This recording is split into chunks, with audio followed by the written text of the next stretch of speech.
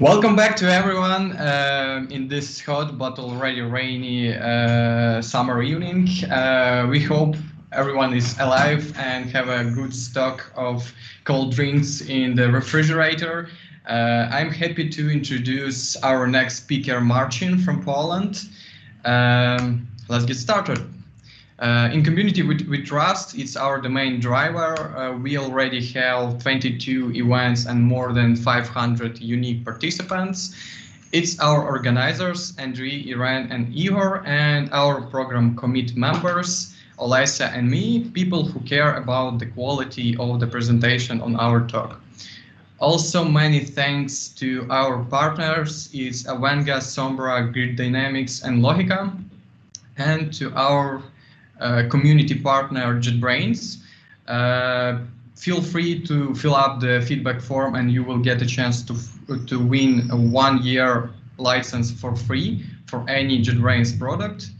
Also, we support Ukrainian foundation, Ukrainian charitable foundation Tabletочки, who helps children fight with any kinds of disease, and we set a goal for our community to reach 10,000 Ukrainian hryvnia, and you can support us with this initiate by this QR code. Just follow and you can donate.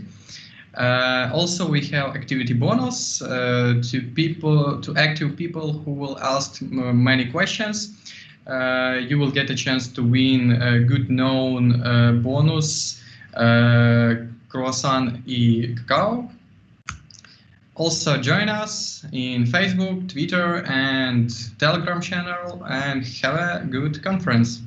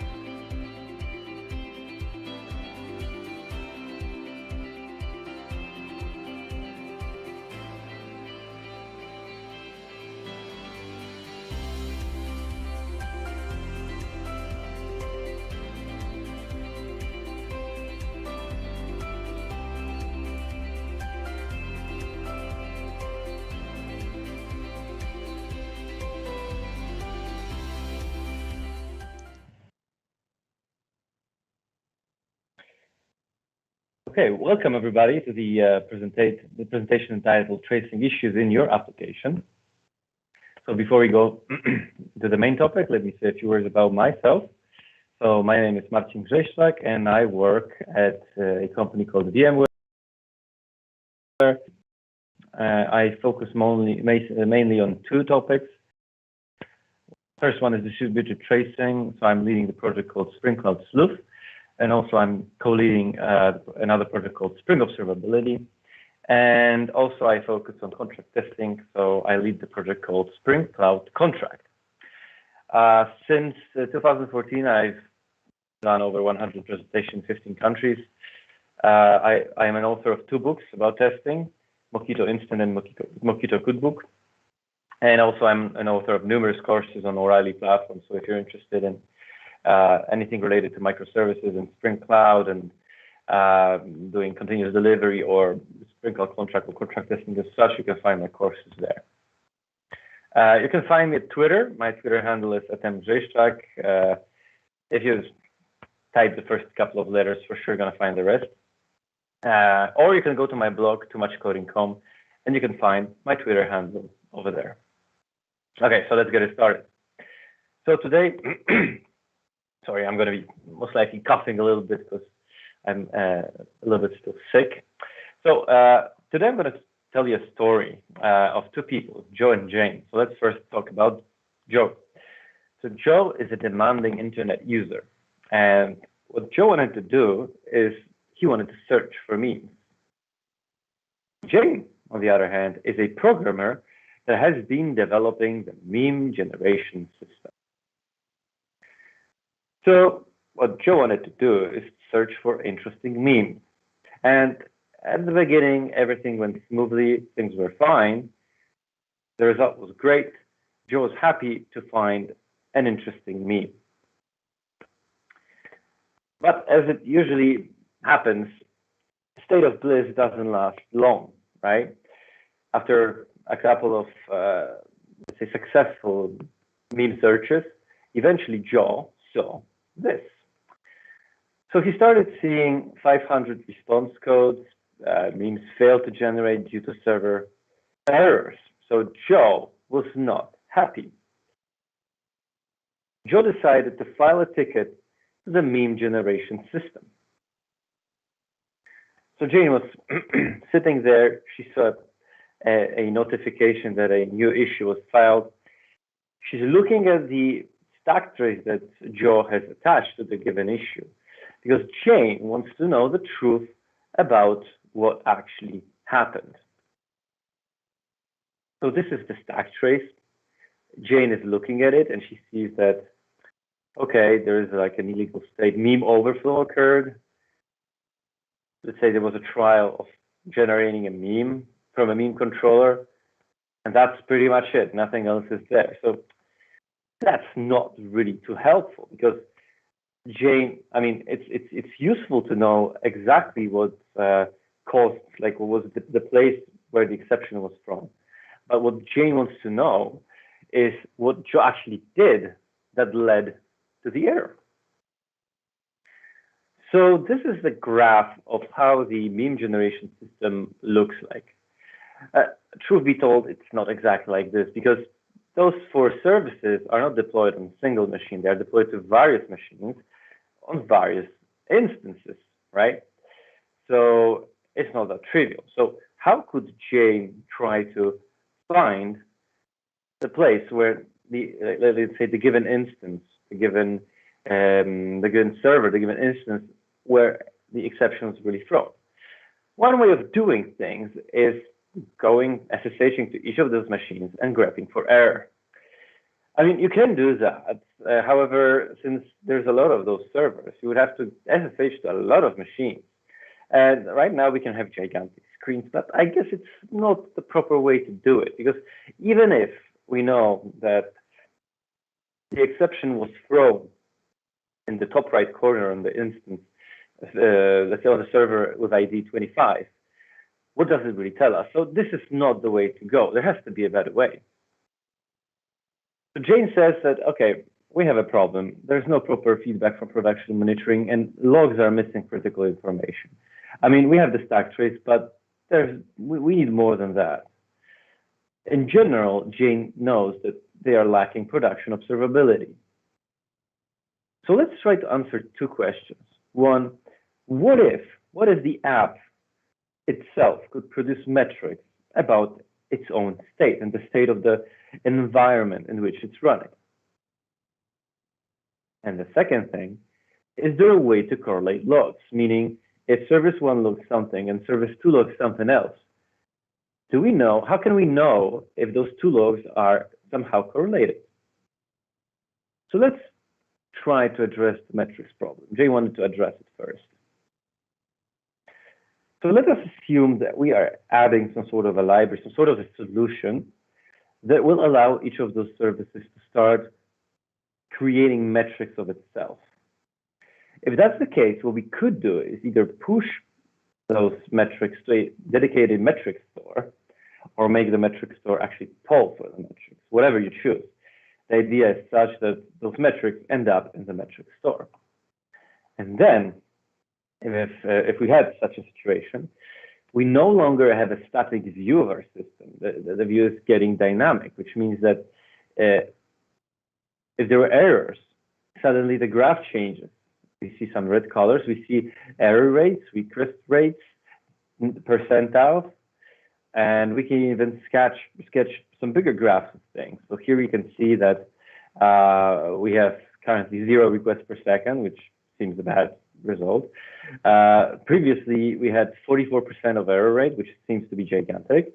And we have a sort of a problematic result that we have 95th percentile being 51 years, which of course most likely means that something is malfunctioning with our app. But it shows already some metrics about our app. And if we scroll down, we could see more information about the environment as such. So that was pretty easy. So there are tools out there that you can attach to your app that will start emitting metrics about your own app. What about the log correlation? Is it also that simple?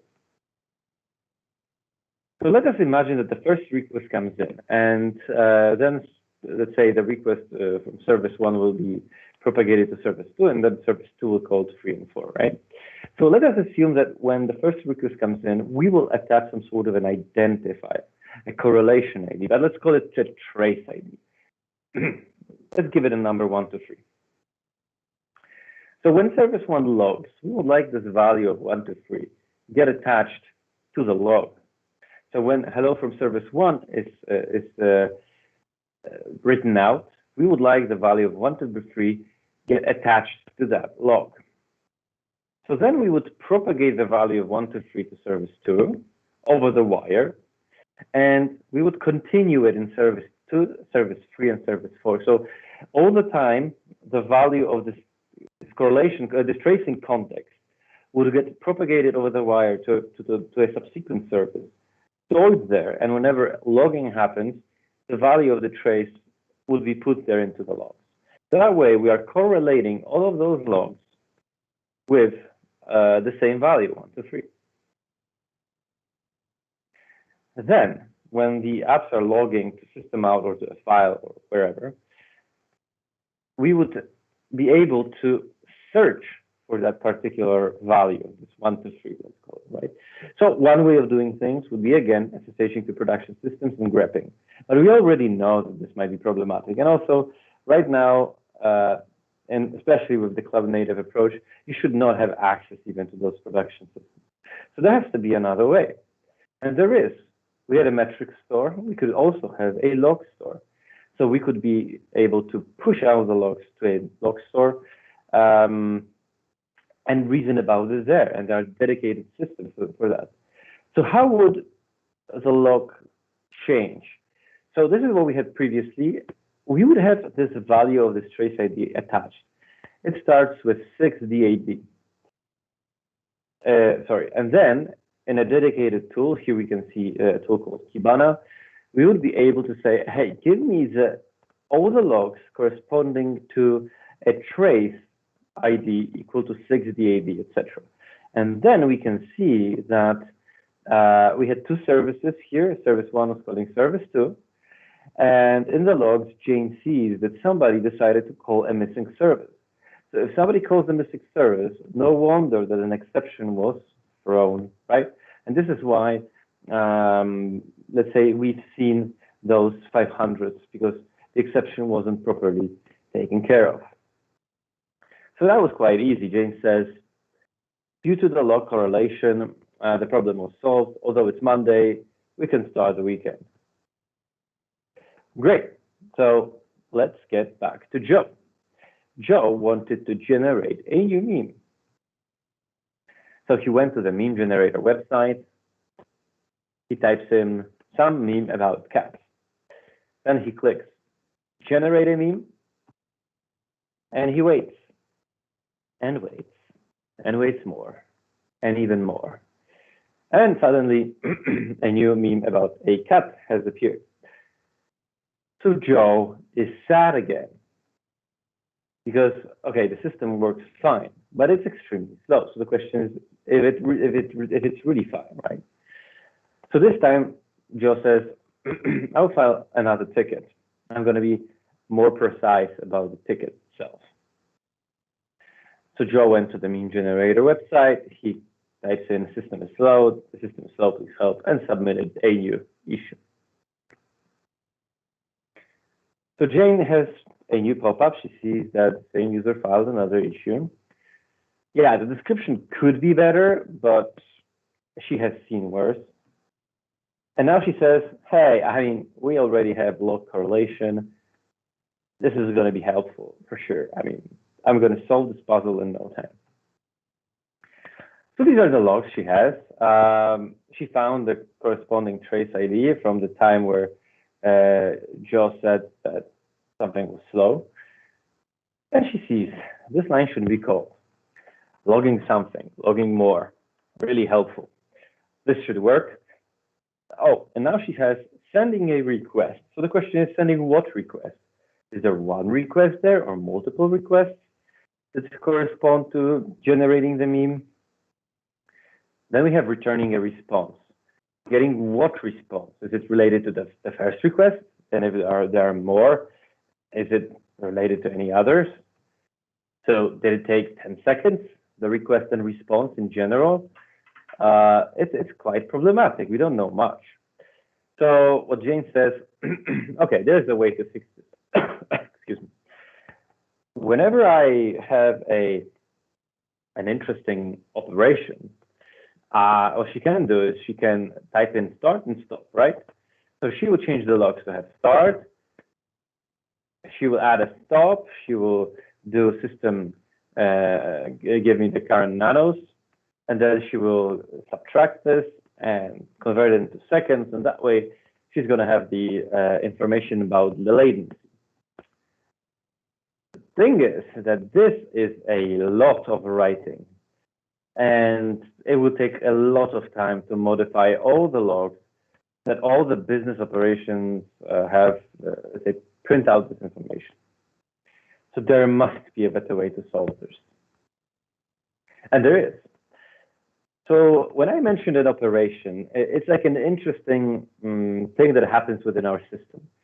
Something like an RPC call, like a remote procedure call, can be an operation. Or if I'm interested in measuring some information about calculating tax because I have some sort of a complex algorithm, I can wrap it in an operation as well. And let's call this operation a span.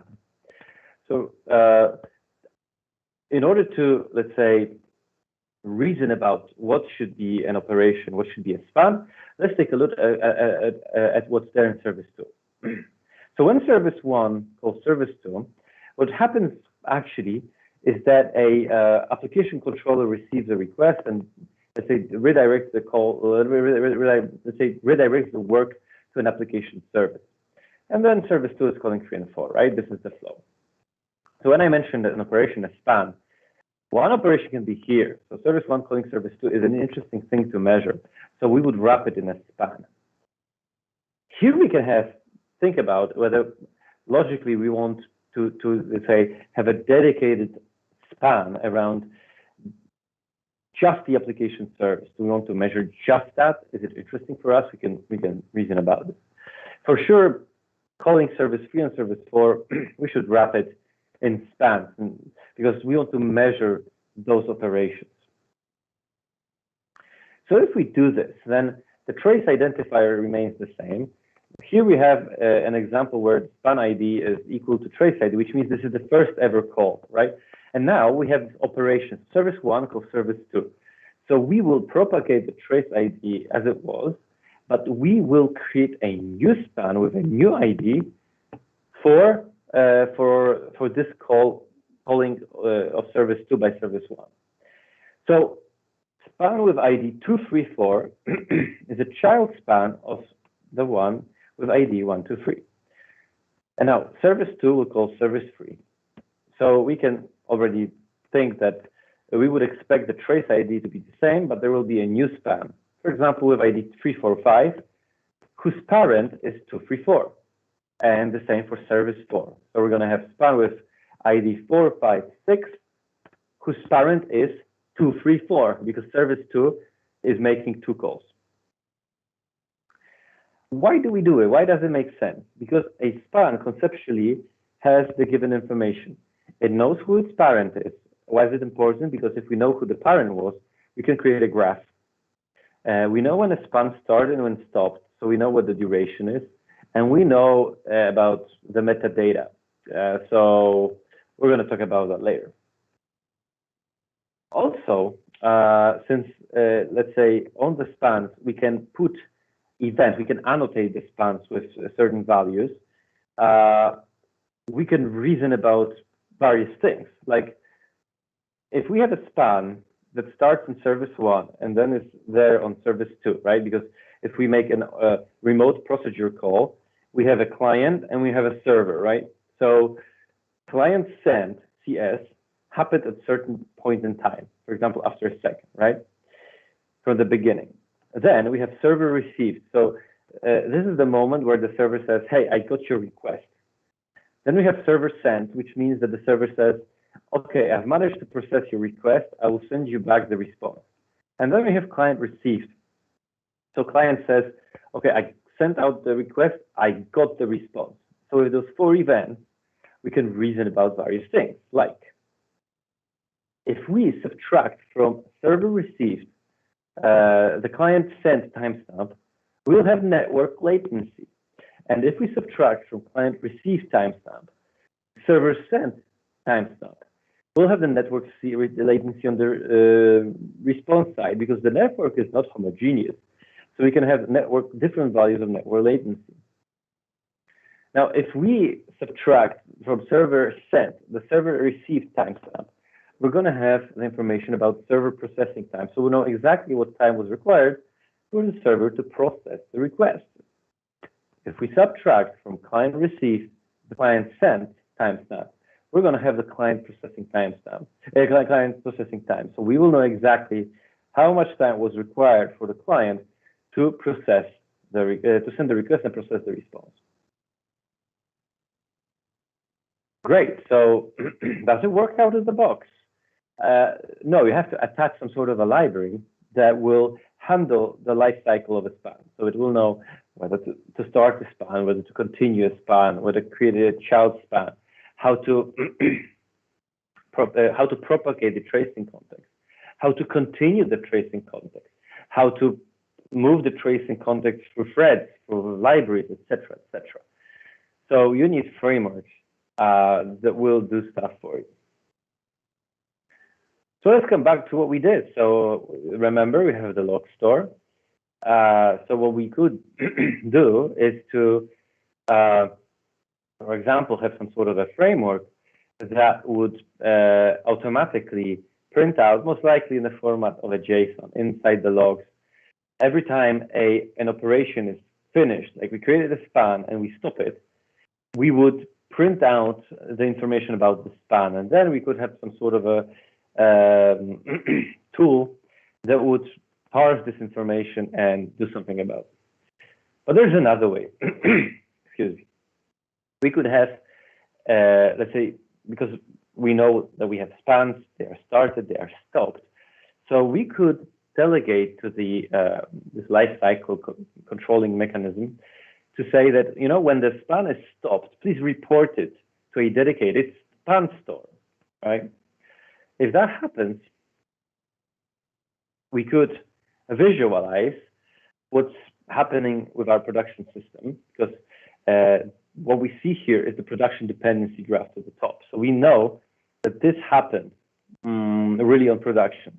So we know that service 1 calls service 2 and 2 calls 3 and 4. Since we sent those spans to the dedicated system, the system knows how to properly work with this. Here we know that the whole trace took 1.3 of a second. And here we know that a span, so for example, processing of the request on the service 3 side took 300 milliseconds, which seems a lot. And why is it that much? I know because I wrote the system, and I know that I put a thread sleep there.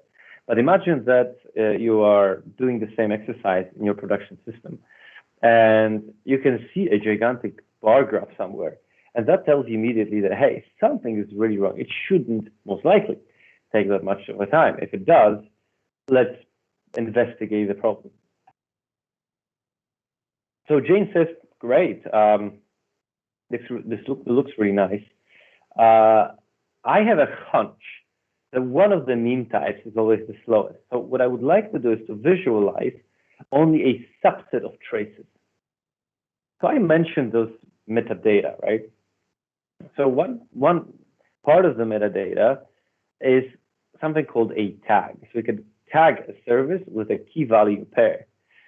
So let's say that we will tag the span with information about what kind of a meme type it is. So here we say that the type of the meme is cat. So we tag the span. And then what we can do is we can go to the dedicated tool and say, oh, there's a meme cat. So let us filter for all those traces out of hundreds or thousands of them. But show me only those that contain the meme equals cat. Or, for example, user ID or something like this, right? So you could search for those and find, because, for example, for one of the users, you repeatedly see that things are slow. So you could search only for those traces that are dedicated to this user. So Jane says, oh, this is great. So what about, because what I would like to achieve is that I tag this information about that meme type, but I would like to reuse it throughout the process. So if I'm in service 1, I say that the meme type is cat. In service 25, there is one. I would like to reuse this information. So is it actually possible? Yes, because tags are, let's say, not propagated over the wires, but baggage is. So if you set the type of the meme to be a baggage, it's going to be propagated over the wire. So then you can say, like, hey, framework, distributed tracing framework, can you give me the type of the meme? And it's going to be cat. So Jane says, uh-oh, I sense trouble because I like the idea of distributed tracing. I would like to start sending traces for all apps from all servers. However, we have a lot of traffic. So the question is, what will happen then? So we have a lot of servers, a lot of instances, a lot of traffic. And I've shown you that whenever the span is finished, we could send it out to the span store. But the truth is that we don't have a single span. We have a lot of spans. Okay, I'm lying. We don't have a lot of spans. We have really a lot of spans. We have a gigantic number of spans because we have a gigantic load. So what could happen is that if we send out those spans, like thousands of spans per second, to a span store, we could blow up the span store. So there is a way to solve this, and it's called sampling.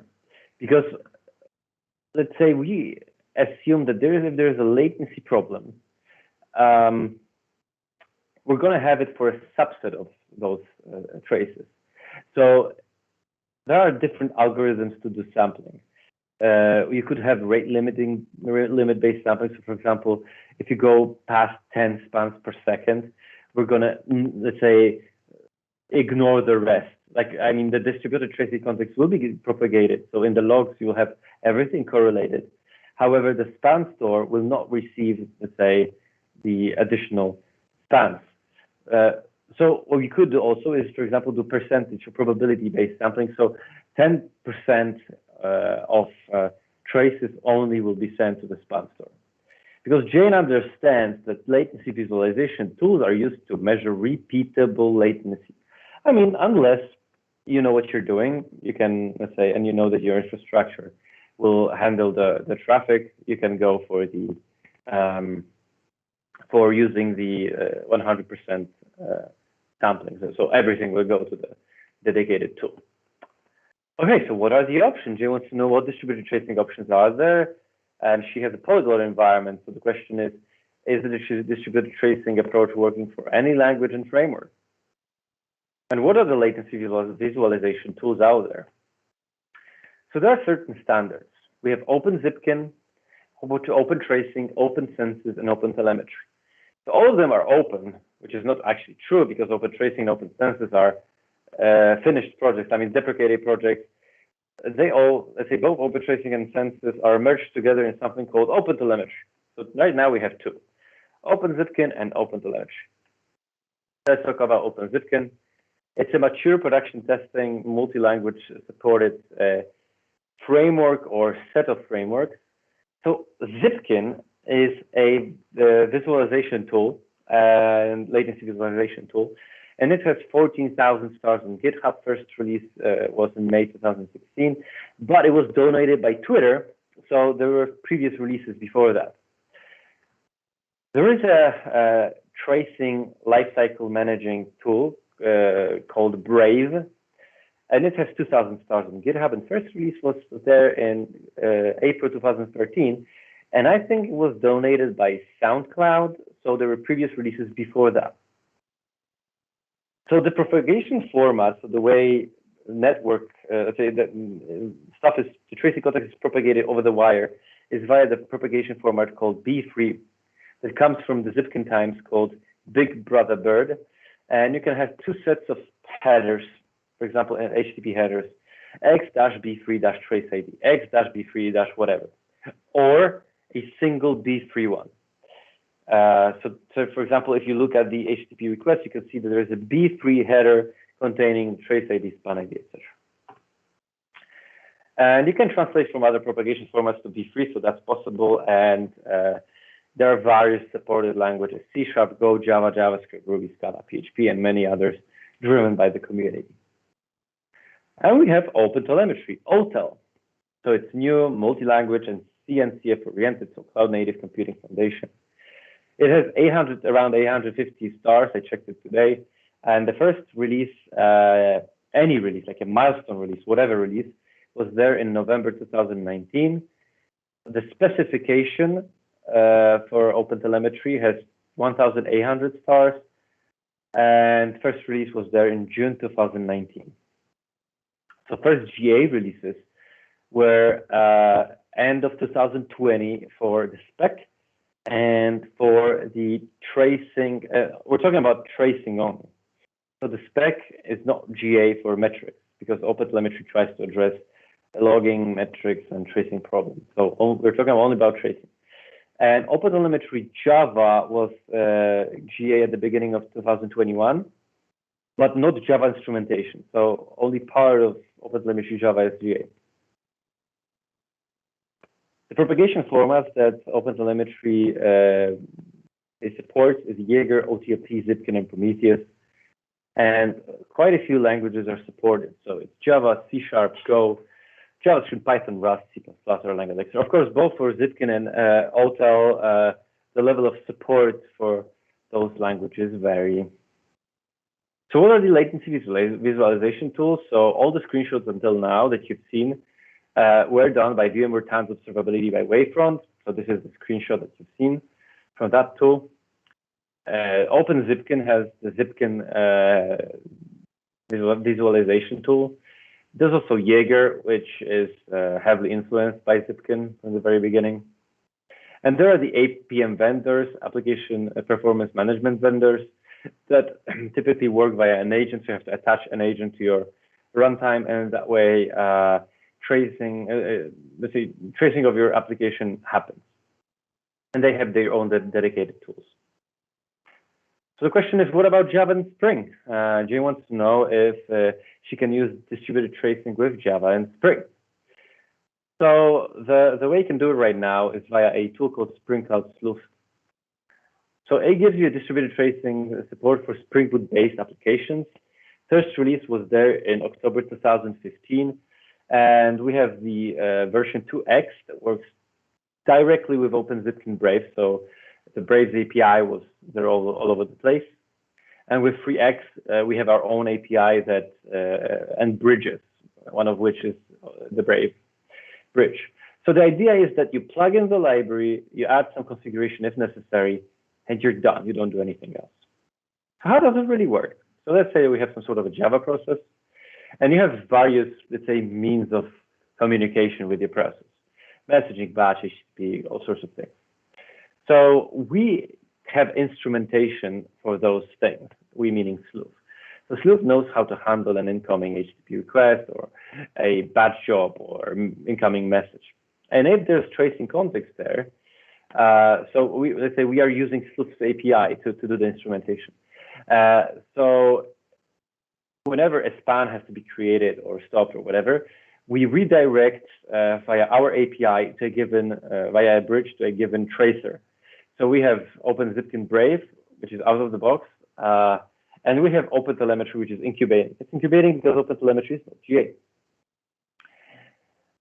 We have also reporter bridges, so meaning we can send out the spans to various locations. OpenZipkin, Tons Observability, we have out-of-the-box support for that. But also, for example, via certain extensions to Brave or OpenTelemetry, we can send those to other places. So Jay wants to know what she can use for the monitoring part. And the solution is Micrometer, which is something like an SLF for Jay, but for metrics. So right now I'm going to show you a demo. I'm going to use the VMware Tons Observability for that. So I mentioned before that the sampling part. So if you use tools like Tons Observability, which is hosted, a hosted solution in the cloud, you can, let's say, put the burden of supporting the load on us, like we'll handle the traffic. So we give you an enterprise observability for multi-cloud environments, and it's free for you to check it out. So if you add the Spring Boot Wavefront starter, we will generate a link that you can click and check out how Tons Observability by Wavefront works. Okay, so Jay says, okay, I want to see Micrometer Sleuth with Tons Observability in action, together with log correlation. How will it work, right? So what I'm going to do, I have those 4 services running on my machine. I will write a 5th one from scratch called presentation service that will send a request to service 1. And that way, in the logs and in the trace view, we should see 5 services. Okay, so time for the demo. Okay, let's go here. We go to start.spring.io. So if you don't know this website, it's the place where you can generate your Spring Boot projects. Let's call the app presentation service. Oh, actually, presentation service. We're going to use the latest Spring Boot, Java Maven, and let's add a couple of dependencies. We'll start with Sleuth because we want distributed tracing. Let's add actuator. So it gives you a micrometer for metrics and additional endpoints for let's say the ops part of your application. Let's add web because we're going to have a web application, and Wavefront observability dependency as well. We're going to add some more that are not here, which ones you're going to see in a second. Okay, let's generate the project. We go to downloads, and we'll unzip presentation service, and let's open it.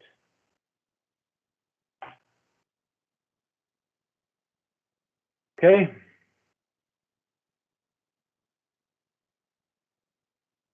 Presentation service is being opened.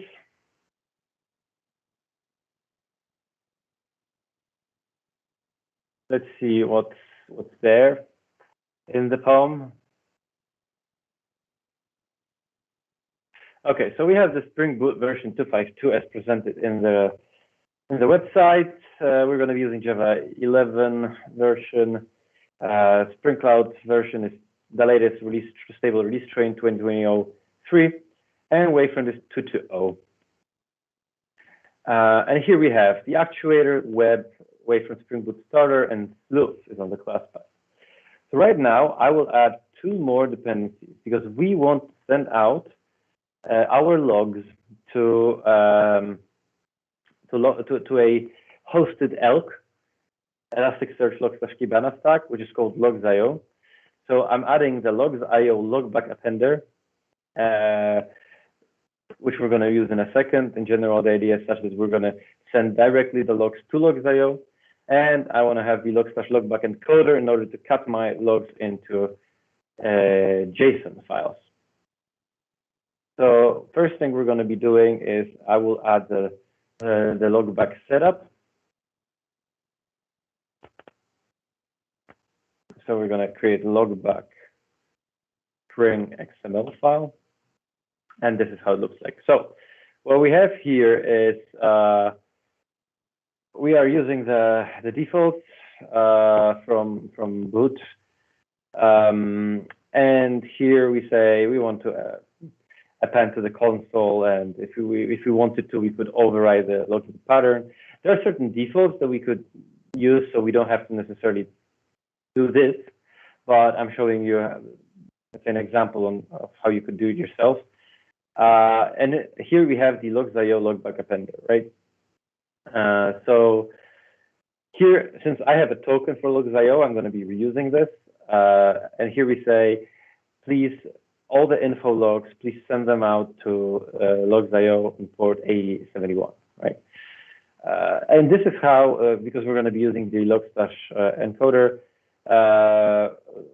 So here's how the JSON should look like. Here we have timestamp severity service, trace ID, span ID, and some additional things. So that's pretty much it in terms of the logging part. Now let's configure our application. So we're saying that Spring application name is presentation service. We are grouping, clustering, let's say, those 5 apps under the name of Sleuth documentation apps. So if I wanted to search for the 5 apps within thousands of apps that I have, I would search for Sleuth documentation apps. That way I will find all the apps under the given group. And in Wavefront, a current application is called a service. Why it's called like this. And now, if I commented this, I would get the freemium option. So I would have the URL generated, etc. But since I have a token, I am reusing my token to send my traces to a given location where my Wavefront application is running. And the port will be 9876. Okay, so time to code the presentation service. So let's do it like this. We're going to create a REST controller called presentation controller. We're going to be logging the using SLF4J, so we can do log back SLF4J here, logger and logger factory, right? So this is how we will do it, and now we will inject the REST template because we will leverage REST template in order to send a request to the service 1, right? And this is our get mapping. So if somebody sends a request to the root, we're going to log out hello from presentation service. And here we're going to send out a request to presentation service. Is that it? No, we need to create a bean of REST template types because we need a REST template to send out a request to service 1. And that's pretty much it, right? That's all we need to do. in order to send out the receive a request at the root port 9876, and then send out a request to localhost 9801. So the question is, like, where is all the tracing code? You don't see it because it's hidden away from you because everything happens under the hood. So just FYI, for example, in this case, we are, since this is a REST template bean, we are able to instrument in such a way that when the outgoing request is sent, we will instrument this. And the same thing, since you're using a web application, we are registering our own filter that will be able to see the tracing information in the headers and then propagate the tracing context. Okay, so let's run the app. Hopefully it's going to start.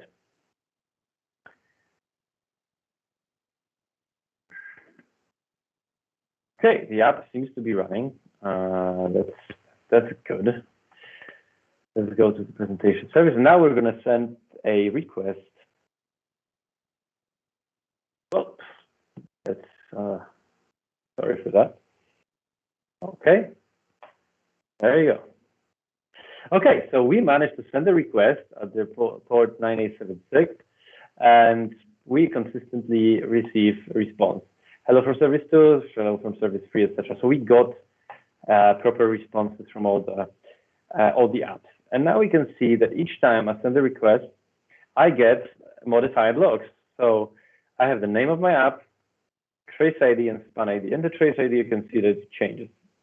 So if I take this trace ID, and if I go to my Kibana instance and say, can you give me this trace ID? We'll see if we get something.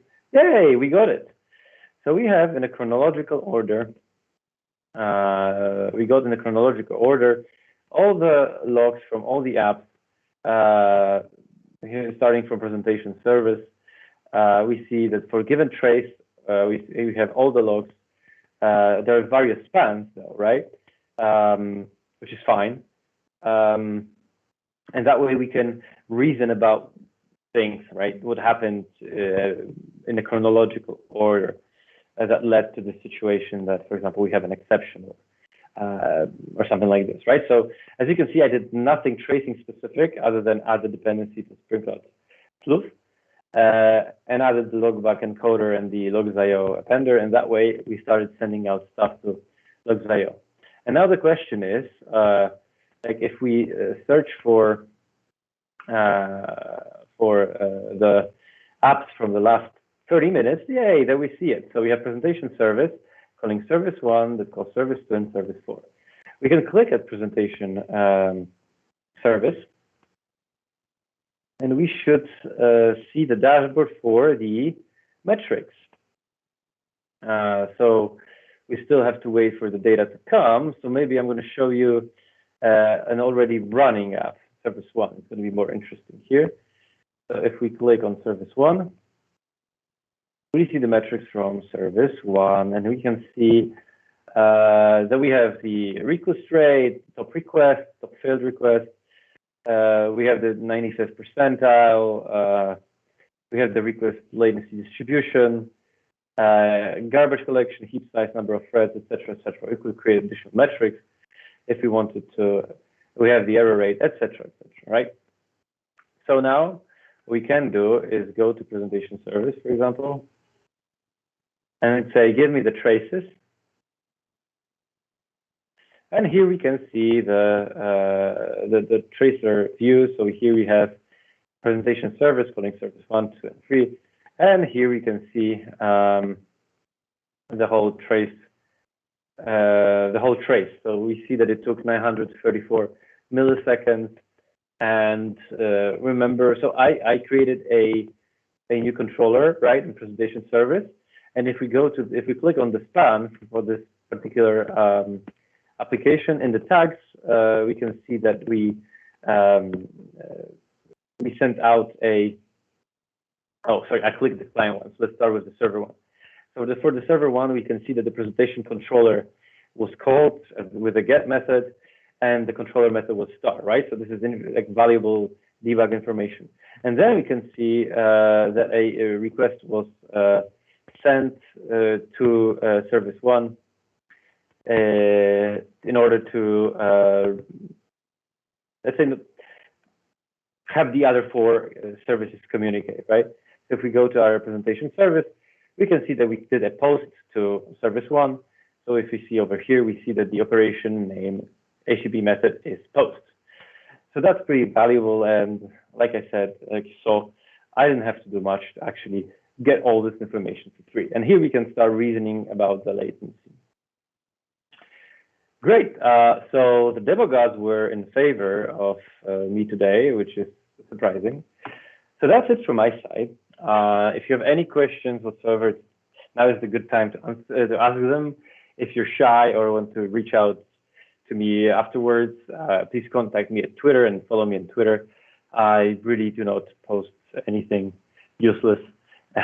so yeah, I will not spam you with tweets. I will definitely, I write about things Spring related, tracing related, and contract testing related. Okay, so that's it from my side. I guess I can stop sharing my screen. And if you have any questions, please feel free to ask them.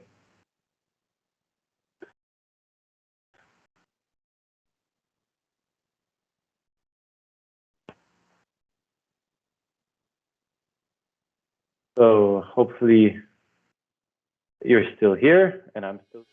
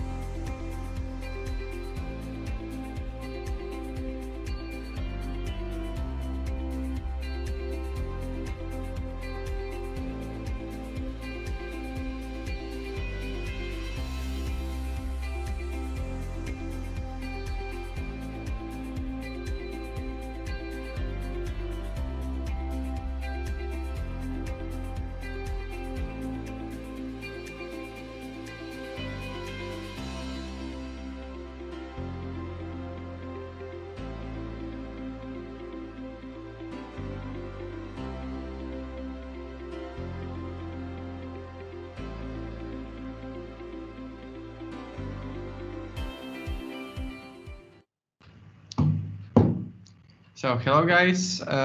So there is one question from Olesa.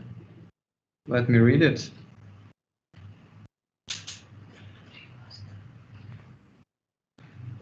There is a question from Andrei Osta. Is OpenTelemetry supported by Spring Cloud?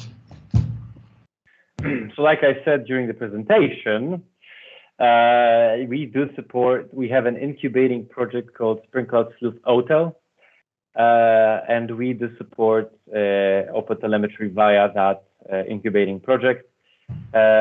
We support the latest OpenTelemetry Java version and the latest OpenTelemetry Java instrumentation alpha version, because OpenTelemetry Java instrumentation is not GA. Thank you for your answer. There is another question from Vyacheslav.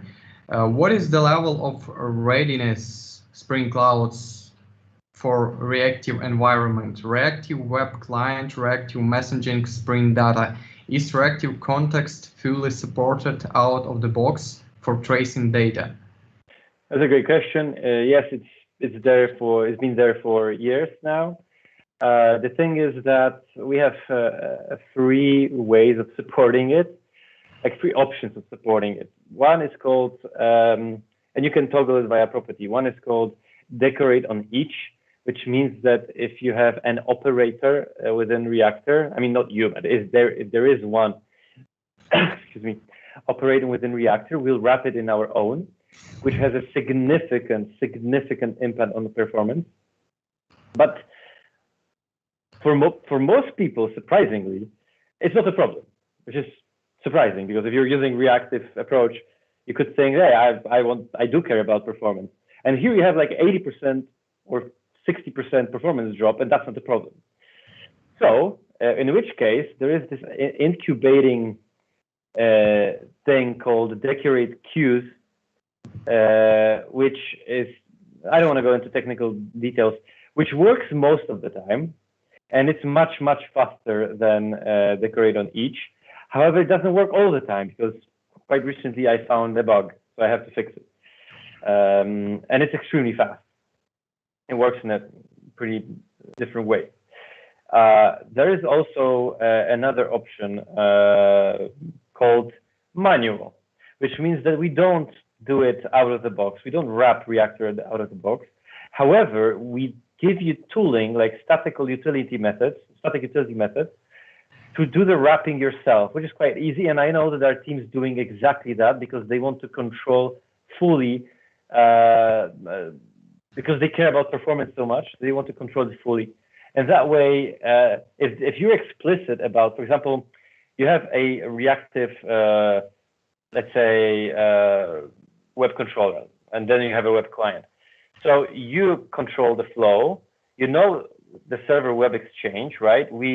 Let's say, we are able to instrument various things that's in such a way that there is no big impact on performance. However, if you want to propagate it further on yourself because you're doing some reactor-based operation using different threads, schedules, etc., you can leverage those static utility methods, saying, like, for example, I have access to server web exchange that is our context holder for distributed tracing context. You can reuse it afterwards by yourself, for example, to do certain logging that contains the tracing information in it. So we do have examples of how to use that. There are people that are, let's say, using the manual approach successfully, but I will do my best for the decorate queues option to work the best way, because this is the most efficient and the least verbose way to work with the reactive approaches. Thank you for the answer. And there is the last question from PWR Pro. Does Micronaut framework support the same out-of-the-box experience? Micronaut? I have no idea about Micronaut. I can't answer this. Sorry. Okay, and right now, Marcin, you have a chance to choose the best question. Okay, so in my opinion, the most important, the best question was the second one about the reactive. The second one. So, okay, the winner is Vyacheslav. Congratulations. So, okay, guys, we will turn technical pause and then get back to you.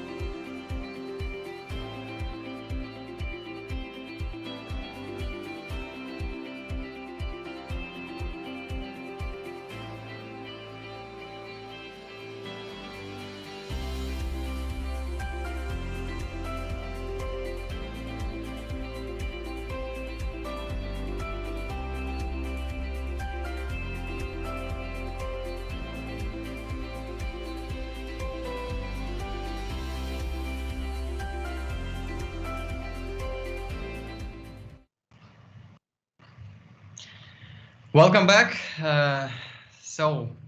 Again, many thanks to our partners, VMware,